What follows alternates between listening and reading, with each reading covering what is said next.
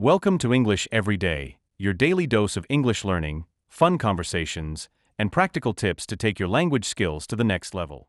All right, welcome back, everyone. Are you ready for this?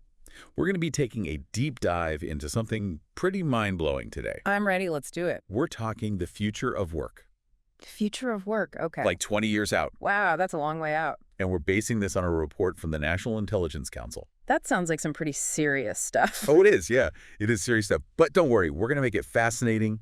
We're going to make it fun, interesting, and we're going to learn a lot along the way. Are you ready for this? I am. Okay, so just to kind of give you a little teaser, all right? Okay. Some countries, Yeah. get this, some countries are actually going to have fewer workers overall. Fewer workers, really? Yeah, not just slower growth. I'm talking like actual shrinkage. Mm-hmm. And apparently, and this is another big one, robots taking jobs might not be all bad news. Oh, that's interesting. Tell me more.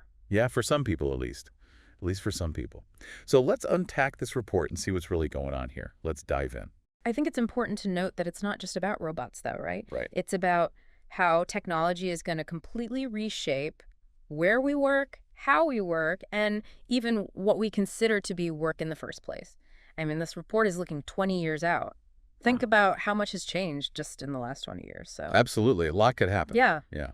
Okay, so let's get into some of the specifics here. The report highlights 4 big tech trends that are going to be driving this change. Okay, let's hear it. Automation, number 1. Makes sense. Okay. Number 2, online collaboration tools. Right. Number 3, AI. Of course. And number 4, additive manufacturing, which is just a fancy way of saying 3D printing. 3D printing. Okay. And here's the really wild part. Yeah. This isn't some sci-fi future. Right. It's happening now. It's already happening. It is. I can attest to that. But what surprised me was this little detail. Automation isn't just hitting those, typical factory floor jobs. Oh. It's going after middle skill work, too. Middle skill. Okay. Interesting. Think about lawyers reviewing documents, Okay. doctors diagnosing illnesses, Yeah. financial analysts crunching numbers, even us podcasting. I mean, AI is getting so good at these things. Scary good. Right. Yeah. So if I'm listening to this and I'm, say, a lawyer or I work in finance, should I be freaking out right now? Or does this create new opportunities within those fields?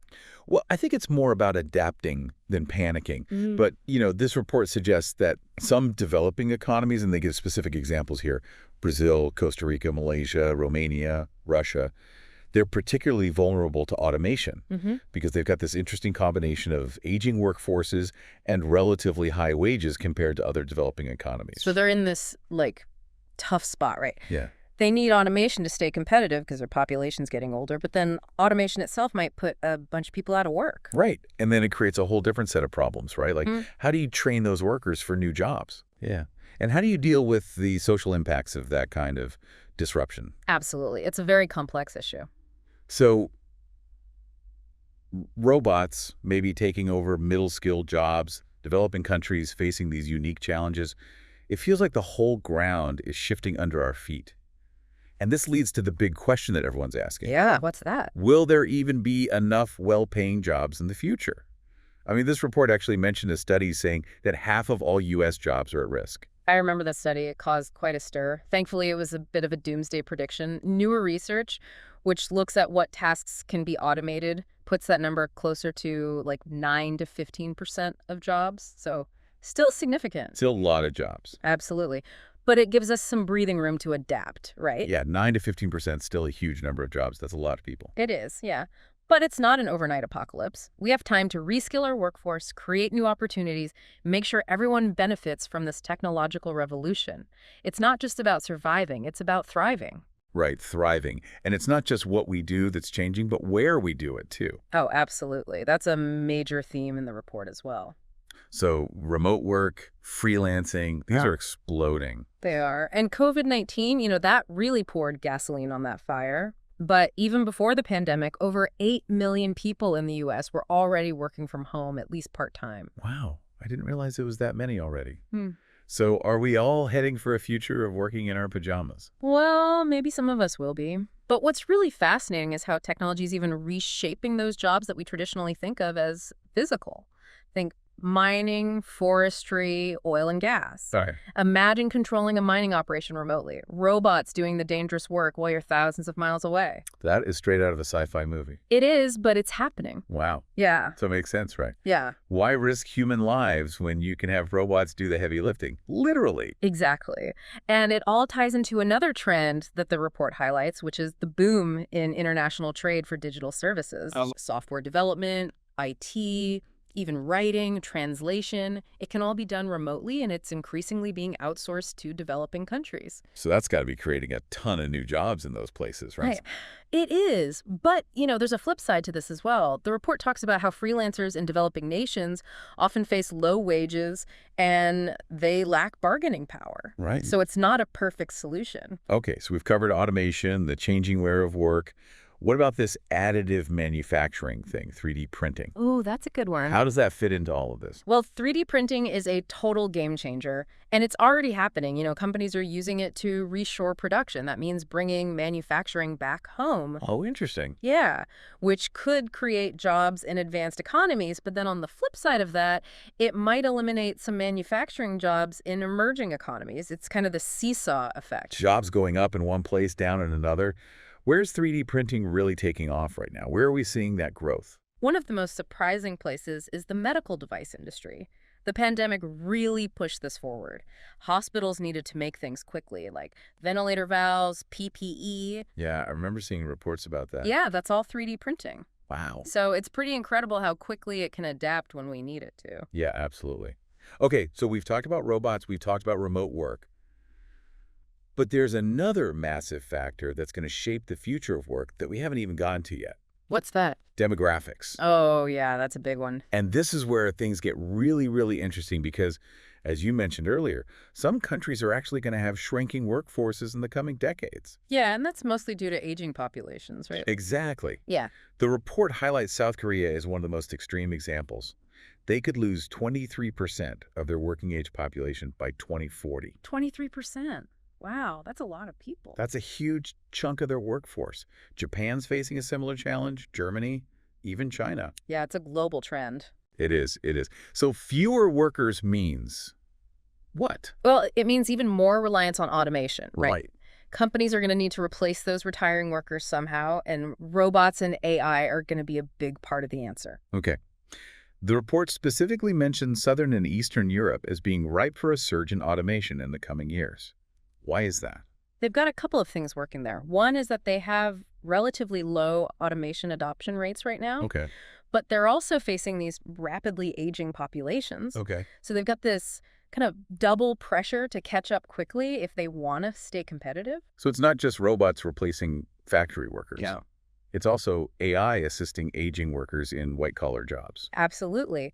Think about things like those smart hearing aids we were talking about earlier, helping older workers communicate more effectively, Right. or even those robotic exoskeletons. Exoskeletons. Yeah, assisting with mobility, allowing people to keep working even as their bodies start to age. Okay, that's fascinating. It raises a whole bunch of questions for me, though. What about the people who are leaving the workforce? What about retirement? How do people support themselves in this future where work is changing so rapidly? Those are huge questions, and honestly, I don't think anyone has all the answers yet, but the report does a really good job of highlighting some of those broader societal issues that we need to be thinking about now. It's not just about economics, it's about social structures, it's about how we define work, it's about how we define retirement, it's about what we value as a society. And honestly, I think those are some of the most important questions that we're going to be grappling with in the coming years. Okay, so we've covered a ton about how tech and demographics, globalization, it's all going to shake things up. But you know what really struck me? What's that? This report, it highlights that some countries are actually going to see their workforces shrink. Shrink. Not just slower growth, I'm talking actual decrease in the number of people working. Yeah, that's a demographic shift that's already happening in some places. A lot of it has to do with aging populations. Right. Countries like South Korea, Japan, Germany, even China, they're facing a future with significantly fewer working age people. That's going to put a lot of pressure on businesses. Right? Fewer people to do the work. Exactly. It makes automation even more attractive for companies who are trying to stay competitive. Right. They need to find ways to replace those retiring workers, and robots, AI, are a big part of that solution. The report specifically mentioned Southern and Eastern Europe as regions that could see just a massive surge in automation in the coming years. Yeah. Why those places in particular? They're interesting because they have relatively low automation adoption rates right now. Okay. But at the same time, they're facing this rapid population aging.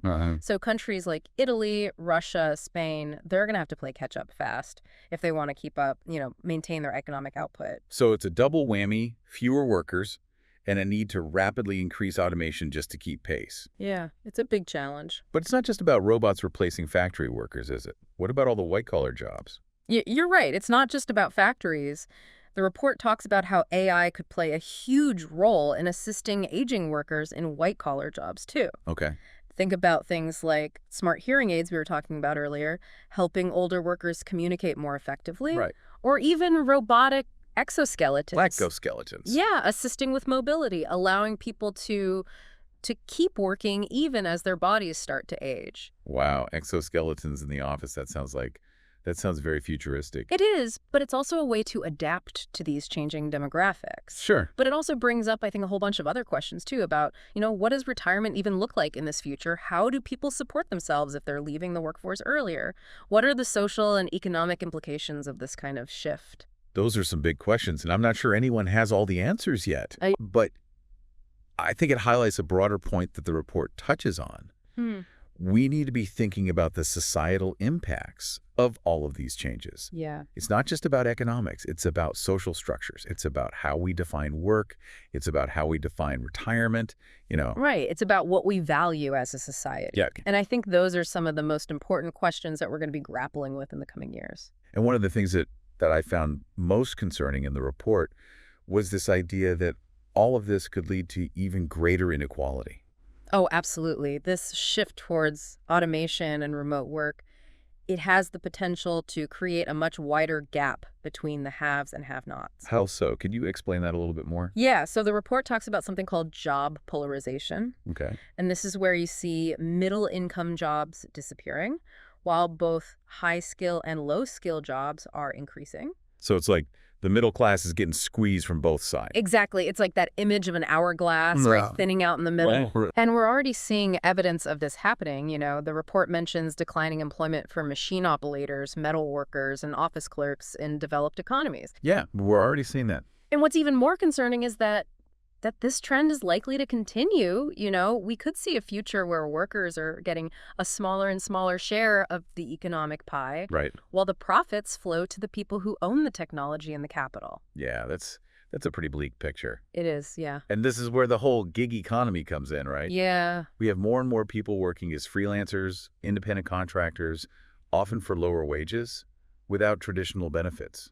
It's a very complex issue. Yeah. The gig economy has definitely provided some people with more flexibility and more opportunities, Sure. especially those who might not have access to traditional jobs. But it's also created a lot of precarity for workers. Right. They often face lower wages, unpredictable incomes, and a lack of benefits like health insurance or retirement savings. Right. So it's like a double-edged sword, right?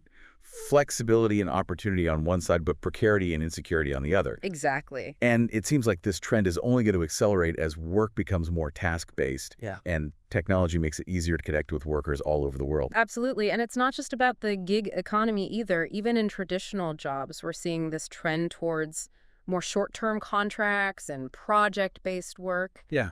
The old idea of a job for life, it's becoming increasingly rare. Which is a pretty big shift, right? I mean, work has always been so central to our identities, our sense of security, our place in society. Yeah. What happens when that starts to change so dramatically? That's one of the big questions we need to be grappling with. How do we adapt to a world where work is less stable, less predictable, less tied to a specific place or organization? How do we find meaning and purpose in this new landscape? And how do we address those anxieties about the future that we talked about earlier, especially for younger generations who are entering the workforce at a time of such rapid change? It's not an easy task, but I think it starts with acknowledging these challenges and being open to exploring different solutions. We need to be willing to experiment, to learn from our mistakes and to adapt our systems and institutions to this new reality. It sounds like a pretty daunting task. It is. Where do we even begin? Well, I think the first step is to recognize that we're not powerless in the face of these changes. Okay. We have agency, we have choices, we can shape this future, but we need to be proactive and intentional about it. That's a good point. It's easy to feel overwhelmed by all of this, Yeah. but ultimately we have the power to create the kind of future we want. Exactly. And that starts with having conversations like this, raising awareness, asking tough questions, and exploring different possibilities. So what are some of the specific things we could do to shape this future in a positive direction? I mean, we talked about individual actions like embracing lifelong learning and building strong networks. But what about on a larger scale? What needs to change at a societal level? Well, one area where we need to see significant change is in education. Our current education systems are largely designed for the industrial era, Okay. where people learned a specific set of skills and then they applied those skills to a particular job for their entire career. Right. That model is simply not sustainable in a world where the nature of work is constantly evolving. So we need to move away from this idea of front-loading education, Yeah. where you learn everything you need to know in your teens and 20s and then you're set for life. Instead, we need to embrace lifelong learning. Exactly. We need to create systems that allow people to continuously reskill and upskill throughout their careers. Okay. This might involve rethinking the whole structure of education, moving away from traditional degrees, and towards a more modular system where people can acquire specific skills and certifications as needed. That makes a lot of sense. It's like building a Lego set, right? Yeah, You can add new pieces and reconfigure the structure as your needs change. that's a great analogy. And it's not just about formal education either. We need to create more opportunities for informal learning Okay. through apprenticeships, mentorships, online courses, peer-to-peer learning networks. Lots of options. Yeah. And we need to make sure that these opportunities are accessible to everyone, regardless of their background or their income level. Absolutely. Education needs to be a lifelong endeavor, and it needs to be available to everyone who wants to participate.